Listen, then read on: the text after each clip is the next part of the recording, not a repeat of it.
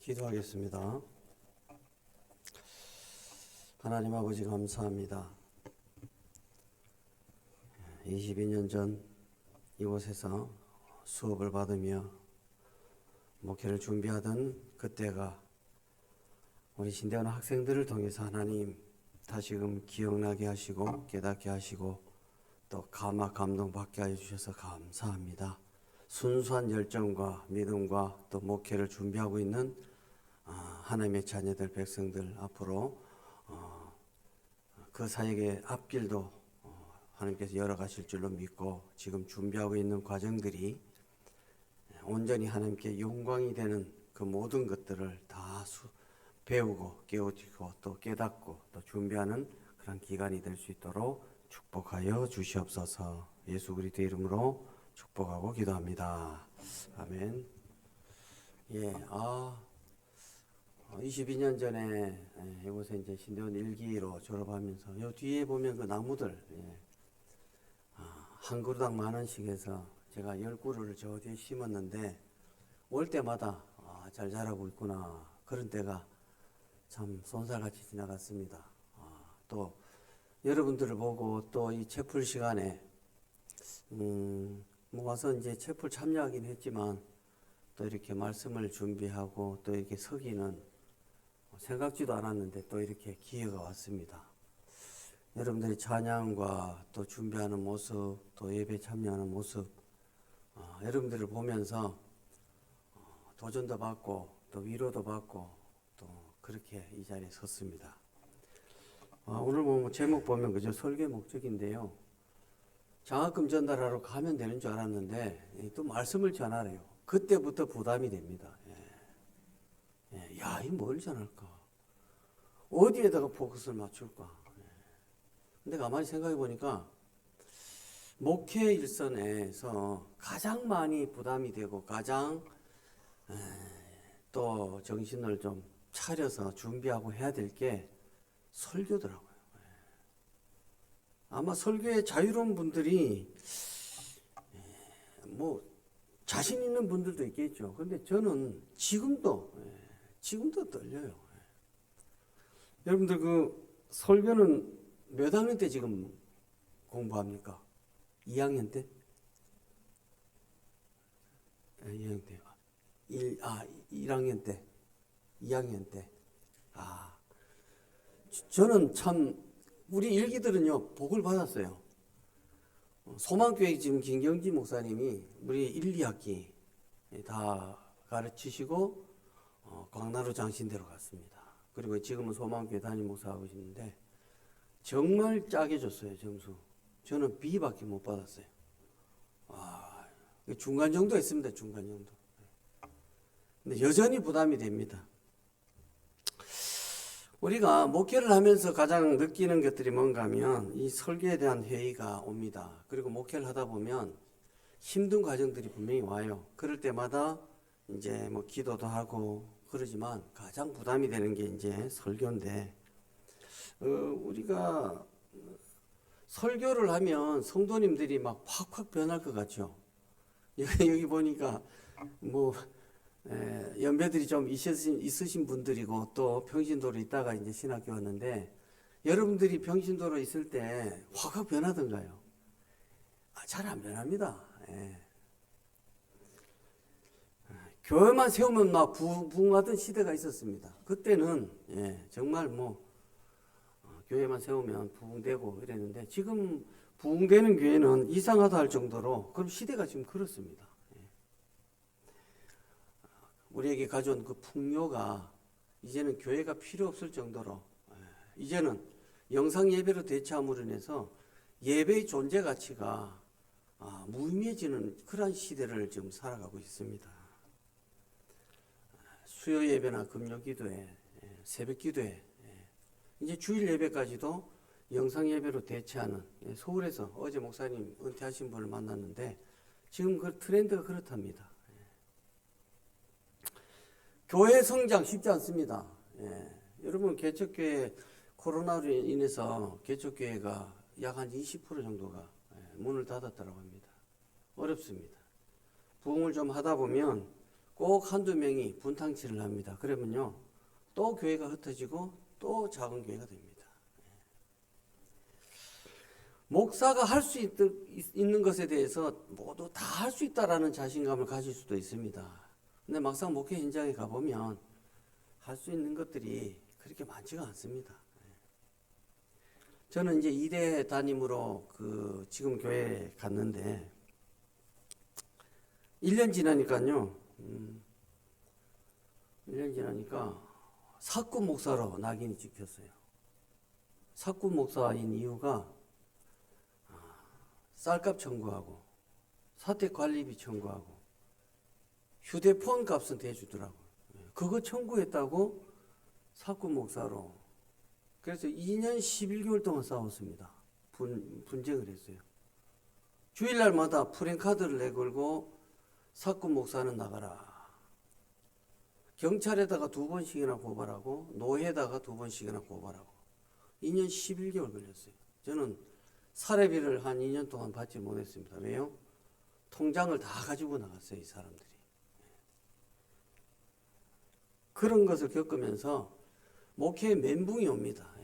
야, 이걸 말아야 되나, 해야 되나, 말아야 되나. 근데 저에게는 이제 오기가 생겨서 교회를 나가라고 할 때 나가려고 했어요. 포항에서도 울산에서도 저를 오라고 하는 교회가 있었기 때문에. 그런데 하나님께 기도를 하니까 오기가 생기더라고요. 내가 너를 거기에 보낸 이유와 목적이 있는데 라는 물음표를 딱 주는 거예요. 그래서 그때 철야기도 한 11개월 하면서 내가 여기서 버텨야 되겠다 결정을 합니다. 그리고 2년 11개월 갑니다. 그러고 나니까요, 교회가 반쪽알이 나고요, 재정은 엉망이 되고요, 그 다음에 소문들이 안 좋게 납니다. 부흥이 되겠습니까? 그냥 버티는 겁니다. 견디는 겁니다. 여러분, 그때 제가 이제 깨달음을 딱 얻는 순간이 있었어요. 여러분, 지금 고난주간 기간인데 요한복음 12장 16절에 보면 제자들은 처음에 이 일을 깨닫지 못하였다가 예수께서 영광을 얻으신 후에야 예수께 대하여 기록된 것임과 사람들이 예수께 이같이 한 것임이 생각났더라라는 말씀이 있어요. 예수님께서 이제 십자가의 길, 고난의 길, 메시아의 사역을 감당하기 위해서 예루살렘에 올라갈 때 많은 군중들이 종려나무 가지를 흔들면서 호산나 다윗의 자손이 우리를 구원하소서 이 막 외칩니다. 그들의 구원은 로마의 학정으로부터, 로마의 폭정으로부터 구원해다라고 정치적인 것이죠. 예수님의 구원 메시지는 다른 거예요. 근데 그 상황을 보면서 예수님의 제자들이 깨달았다라는 거예요. 뭐를? 이분이 메시아시구나, 구원자시구나, 이걸 그때 깨달았다는 거예요. 그리고 오늘 요한복음 12장 16절 마지막에 보면 생각났더라라고 되어 있습니다. 여러분, 이들은 유대인들입니다. 이미 어려서부터 유대인 율법을 배웠어요. 그리고 선지자 사상을 통해서 메시아가 오신다는 것을 알고 있었어요. 그리고 예수님하고 공생에 3년 동안 같이 동고동락을 합니다. 귀신 들렸던 자 귀신이 도망가고, 죽었던 자가 살아나고, 질병 걸린 자들이, 혈류병 여인들이 막 고침을 받아요. 근데 깨닫지 못했어요. 그런데 예루살렘 입성하면서 깨달음을 얻습니다. 생각이 납니다.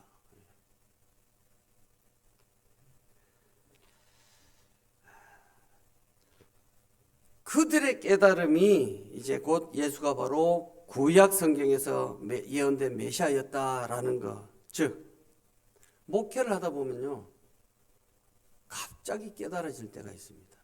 제가 이 교회를 나가야 되나 말아야 되나 고민할 때 기도를 안 했다고 하면 그 깨달음이 없었겠죠.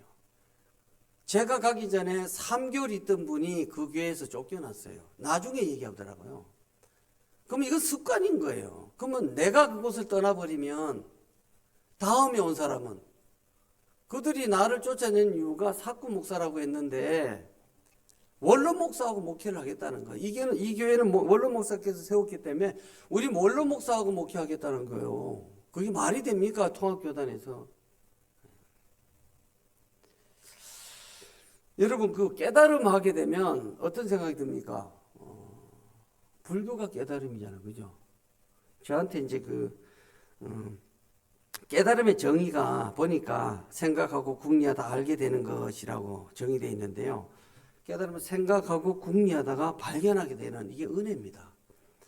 불교의 깨달음에 보면 불교가 알고 싶어요. 그 책이 하나 있는데 거기 236페이지에 보면 이런 질문이 있어요. 불교를 깨달음의 종교라고 말합니다. 깨달음은 무엇을 의미하며 어떻게 하면 깨달음을 성취할 수 있나요? 라는 질문에 불교 용어들이 좀 있는데 그 내용이 이렇습니다. 석가모니가 부처가 됐죠. 성불을 했죠. 성불을 해서 딱 보니까 모든 사람들한테는 일체 중생이 계유불성해가지고 다 불심이 있다는 거예요. 그래서 자기처럼 깨달으면 어떻게 된다? 부처가 된다는 거예요. 이게 이 불교의 진리입니다. 자, 여러분, 그러면 성철 스님, 저는 중들한테 중이라거나 스라고 붙입니다. 스님이라고 안 해요. 근데 성철 스님한테만큼은 제가 성철 스님이라고 붙여요. 그분이 신문에도 나고 언론에도 보도했습니다. 예. 그분이 어떤 것들을 경험하고 그분들이 그 성철 스님이 돌아가신 여러분들 아시지 않습니까? 그러면 불교에서는 깨달음에 대해서요, 탐욕, 어리석음, 성냄, 그리고 번뇌를 통해서 깨달음이 방해된다라고 해서 깨달음을 위해서 도를 수행을 해야 된다는 게, 그 수행하는 방법들이. 그런데 성철 스님이 수행한 게요, 여러분 8년 동안 눕지 않고 누워서 자지 않고 8년을 견딥니다. 10년 동안 울타리에 철조망을 치고 사람들하고 관계를 끊습니다. 그렇게 수행을 해서 사람들이 막 벌떼같이 모이니까 이제는 3,000배 이상한 사람들한테만 이제 말씀을 준다라고 해가지고 또 3,000배를 한 사람이 오니까 뭐라고 하는가? 내 말을 잘 들으시오. 중들에게 속지 마시오. 이게 이제 불가의 혁명이 일어납니다. 그 후에 중들이 교회로 많이 그분이 복음을 전하고 딸이 하나 있었습니다. 54년 동안 그 절교했던 그 딸한테 유언을 남깁니다. 내가 미안하다. 나는 지금 죽어서 지옥으로 가는데 내 죄가 수미산을 넘는다. 이건 상상의 산이거든요. 죄가 하도 많아서 사람들을 하도 지옥으로 인도해서 지옥으로 간다라고 딸한테 그렇게 고백하고 죽습니다. 여러분, 어떤 목사님이 자기도 어려운 교회 갔었는데 책 하나를 통해서 깨달았대요. 책 하나를 통해서. 최상의 설교라는 책인데 작년 11월 달에 나왔어요. 제가 찾아보니까 그 서문에 이런 말이 있어요. 성도의 변화를 넘어 모든 것이 하나님께 영광이 될 때 최상의 설교가 될 수 있다. 저도 그때 깨달았어요. 와. 여러분, 오늘 말씀이 여러분 다 알고 있는 말씀이잖아요. 그죠? 근데 깨달으면 어느 순간이 옵니다. 그때 옵니다. 여러분, 우리가 목회를 하면서 설교도 하고 선교도 하고 특수 목회도 하고 어떤 것이든 각자의 달란트에 맞게끔 이제 준비를 하고 있지 않습니까? 목표를 가지고 오신 분도 있겠지만 아직 무엇을 할까? 어떤 교회 갈까? 이런 것이 정해지지 않은 우리 여러분들도 있을 거예요. 그러나 오늘 말씀처럼 바울이 경험했던 모든 선교사에게 놓치면 안 되는 중요한 말씀이 나로 말미암아 하나님께 영광을 돌리니라. 그런즉 너희가 먹든지 마시든지 무엇을 하든지 그 하나님의 영광을 위해서 하라. 이 말씀을 놓치지 마시기 바랍니다. 여러분, 앞으로 목회 현장에 가게 되면 환경과 여건, 이 모든 것들이 아무것도 정해지지 않았어요. 그리고 아무것도 손에 쥐어지는 것도 없습니다. 그러나 하나님께서 여러분을 이곳에 불러 세우셨다라는 것은요, 이미 만세 전부터 섭리 가운데 여기 와 계십니다. 그렇기 때문에 하나님께서 필요하기 때문에 여러분들 이곳에 불러 모으셨다라는 부분에 대해서 변함이 없이 그것을 신뢰하고 믿고 간다면, 제가 2년 11개월 동안 그 어려운 가운데서도요, 여러분 제가 거기에 갔을 때 성만찬을 한 번도 안 했대요. 부흥회를 한 번도 안 했대요. 그래서요, 그 싸우는 동안에 교원들을 데리고요. 1년에 60일 작정, 60일 작정, 60일 작정 해가지고요. 270일을 기도했습니다. 교회에다 성도들 불러 모아놓고.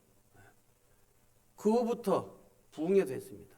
그 교인들이 기도의 맛을 아는 거예요. 그 다음에 부흥회를 통해서 또 다른 메시지를 접하면서 사람들이 바뀌는 거예요.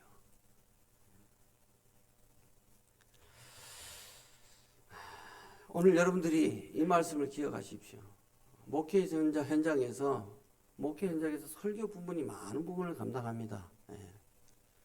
오늘 말씀, 여러분들한테 설교의 목적에 대해서 말씀을, 이 주제를 잡았지만, 설교뿐만 아니라 목회 현장에서 여러분들이 겪을 수 있는 것들은 다 겪을 수가 있어요. 그러나 그때마다 이 말씀을 묵상하시면서, 이 말씀을 기억하시면서 끝까지 가십시오. 끝까지 가시면 깨달음을 주십니다. 그때 주십니다. 상황과 여건과 조건에 맞게끔 주십니다. 그때마다 응답하시고 순응하시면 하나님께서 여러분을 부르신 목적에 합당하게 감당했기 때문에 여러분들에게 잘했다, 착하고 충성된 종아, 수고했다라는 위로가 여러분들에게 임하실 겁니다. 그래서 여러분 준비 열심히 하십시오. 그리고 목회 현장에서 여러분들과 제가 동력자로서 또 선후배 관계로서 만나서 함께 할 수 있는 그러한 기회가 왔으면 좋겠습니다. 기도하겠습니다. 하나님 아버지 감사합니다. 오늘도 후배님들 앞에서 설계 목적이라는 제목을 가지고 말씀을 전했습니다. 하나님, 그러나 우리가 믿게 된 것, 또 구원함 속에서 또 신학을 하면서 또 목회 현장에서 정말 잊지 말고 끝까지 가져가야 될, 또 마음속에 품어야 될 이 말씀을 오늘 다시금 전했습니다. 하나님, 언젠가 어느 때인가 어렵고 힘들 때, 기도할 때, 묵상할 때 이 말씀이 또 생각나서 하나님의 영광을 위해서 내가 무엇을 하고 지금 어떻게 해야 되는지에 대해서 규정을 내리고 결단하고 나아갈 때 성령 하나님께서 도우심의 은혜를 통하여 인도하여 줄 줄로 믿사오니 믿고 가기에 부족함이 없도록 이들을 축복하여 주시옵소서. 지금 어렵고 힘듭니다. 하나님, 정말 경제적으로도 너무 어렵습니다. 그러나 이 과정을 거쳐서 정말 멋진 목회자로 거듭날 수 있도록 축복하여 주시옵소서. 예수 그리스도 이름으로 축복하고 기도합니다. 아멘.